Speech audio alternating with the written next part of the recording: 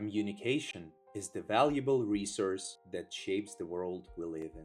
Without it, a society built on the values of freedom, humanism, and democracy faces immense challenges like wars, racism, radicalism, and hatred. Sometimes, the human inability and unwillingness to engage in a dialogue is the main reason for these adversities. And sometimes, people who try to build bridges instead of putting up walls are a key solution. The topic is very heated and the society tends to ignore it, and people have to get used to talk about it, and it's not an easy task. But on the other hand, I was also very happy that we do that. What many people in the society don't do, we give the opportunity, we give the room to have those discussions. We are YouthBridge Munich.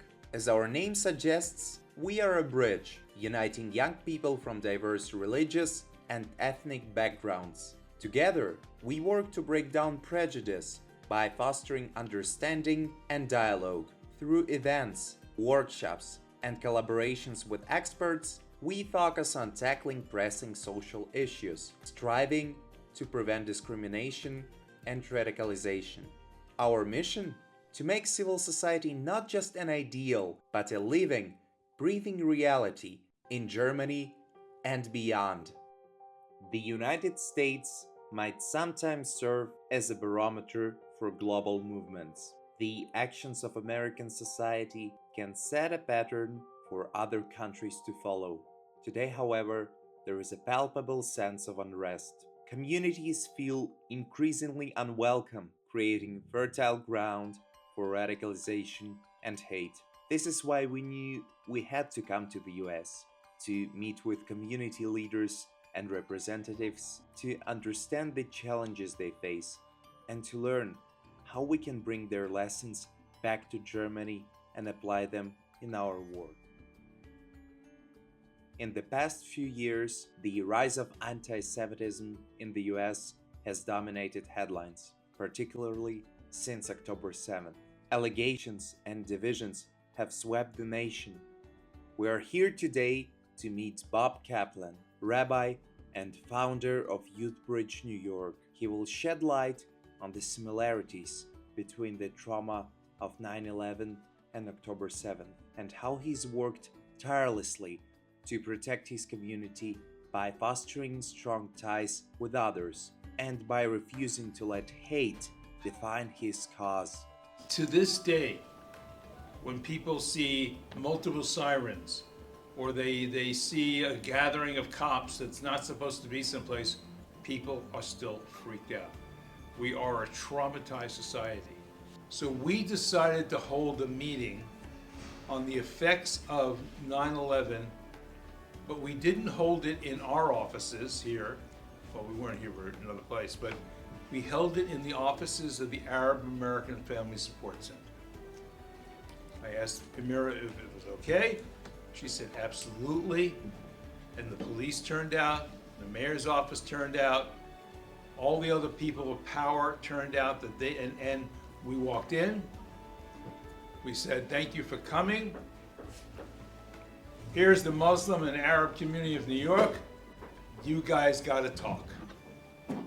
You have to learn how to work with each other because it can become very dangerous very fast. The only answer to all the hate and anger and destruction in the world today is you. Because you have the opportunity to get rid of it, not to be addicted to it, and to be different. As Bob wisely puts it, building a network is crucial.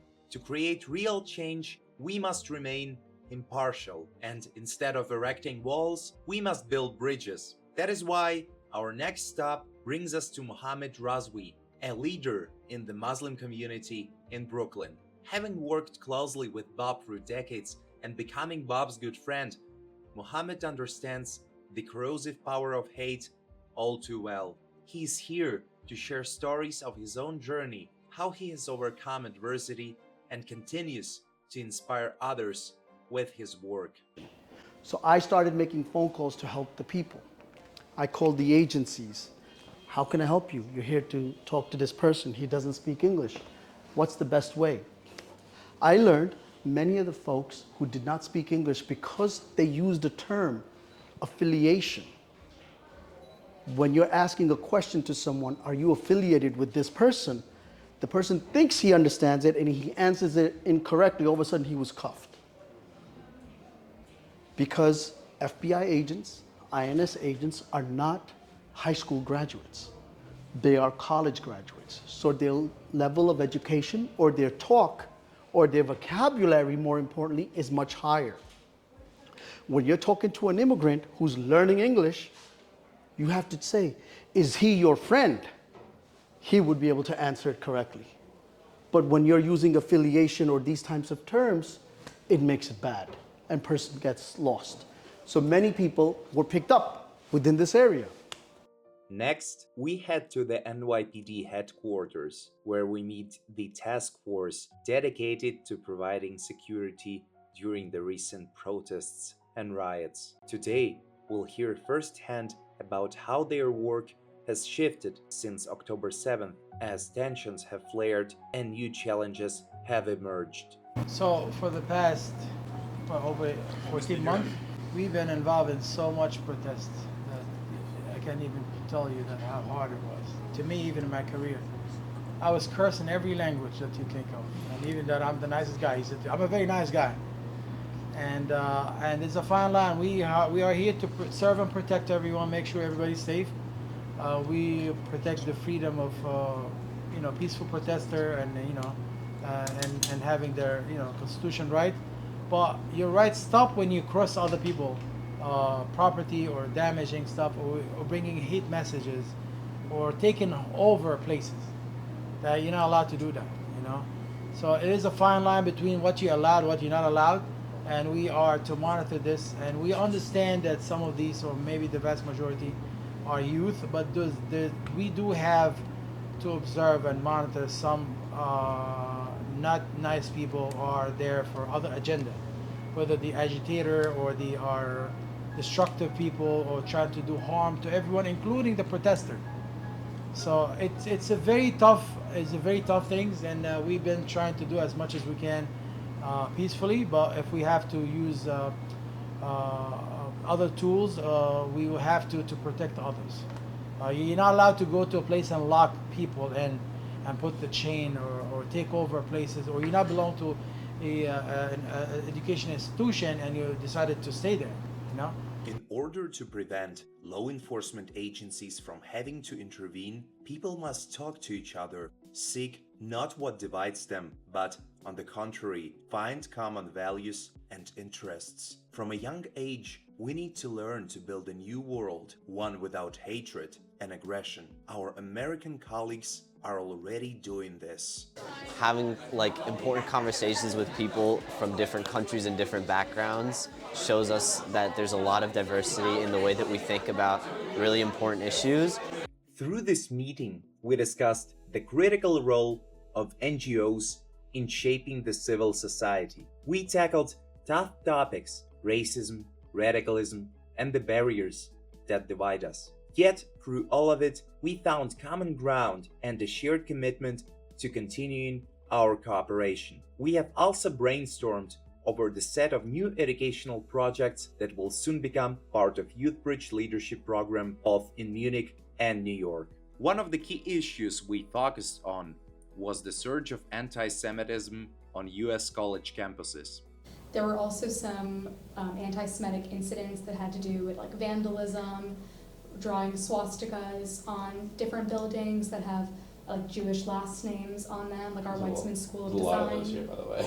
The tension between Jewish student organizations and protest groups has been heightened, fueled by a controversial remark from the former president of the University of Pennsylvania. That's why we decided to directly engage in discussion with Jewish students from the UPenn's cohort. There are some more dominant opinions that then students who are Jews that have different opinions, it can start to feel alienating within even the Jewish community, which has been my entire life, has always been my safe space.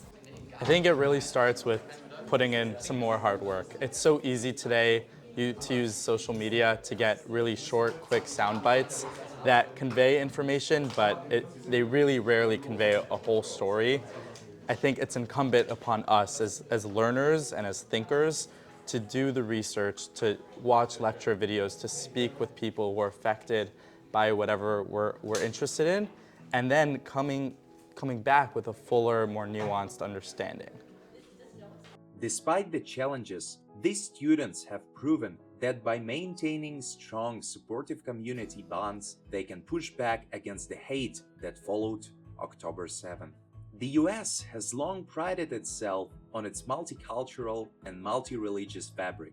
In Germany, the landscape has become quite similar. New opportunities and challenges have emerged with increasing diversity. To gain further insight into the delicate balance within multicultural societies, we met with a group of Muslim women in Washington, D.C. Our voices since 9/11 have been taken by the patriarchy, which is running the Muslim majority organizations in America, the civil rights organizations, the mosques, and they silence us because they have an extremist view of Islam. Majority of these organizations are run by men who came here with an agenda. Many of them are supported by Muslim Brotherhood. Have you heard of them? Muslim Brotherhood, unfortunately, you have heard of them. No, we are in America not to convert people to Islam. We are here to live and get to know people of different faiths and different backgrounds. No, for them it began with the delegitimization of Israel. Their message is clear. Mutual respect, understanding, and the absence of bias are the foundations for peace, both within ourselves and in the world around us. These women stand against antisemitism, even though it is not their own faith under attack. Their strength comes from the understanding that all forms of prejudice harm everyone. Our journey took us next to the United Jewish Appeal, a major benefactor to smaller communities. Here, we learn just how crucial it is to arm people with the information and the resources they need to protect themselves. One of UJA's key initiatives has been to support Jewish students, providing them with legal, financial, and emotional resources in the wake of rising tensions. We support an organization called the Israel on Campus Coalition. They essentially sort of come to campus in moments of crisis, and they help students and faculty navigate issues, right? So there is a big petitioning the Board of University to divest from Israel, right?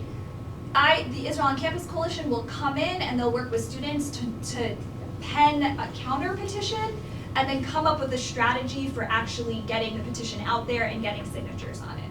But we currently are funding the Brandeis Institute to hire a lawyer, which I was just told is now a team of lawyers, to collect official complaints against universities in the New York area, because what's happening is students are unsure how to navigate the legal system around free speech, and we have certain protections here under the law, certain protections for minority communities. Anti-Semitism and Jews are part of that. We also met with Avital Mimran Rosenberg, a counselor for human rights at Israel's permanent mission to the United Nations. Avital shared her experience representing Israel, particularly the challenges she has faced in combating the myths surrounding the Israel-Palestine conflict. She shed light on how narratives of colonialism and apartheid have fueled conspiracy theories and division. I will say something very extreme right now, but it's just for like kind of a mind exercise, okay? Is there one country in the world that does not violate a human right in some way or another? Probably not, right? In some way or another. Because we're always on the constant struggle of balancing our civil rights, right? And it doesn't matter how democratic and how pluralistic a society is. Yesterday I met with a group of civil society activists from Africa. They were all in the field of LGBTQI rights from various countries there. And we got together in order to really discuss, okay, what the situation is, what are the things that can be done, and so on. Now, it doesn't mean that Israel is the one leading, or the US is the one leading, or so on.